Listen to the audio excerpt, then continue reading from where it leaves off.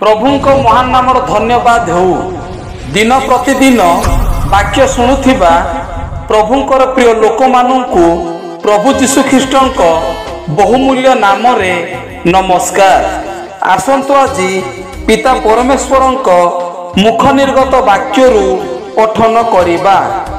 पुणी मु जाई तुम्भ माननक निमंते स्थान प्रस्तुत कले पुनर्बार आसीबी आउ मु जो स्थान रे थाए तुम्भे माने मध्य जेपरि सही स्थान रे रहिबो सेथि निमंते तुम्भ माननकु आपण निकटकु घेनी जीवी।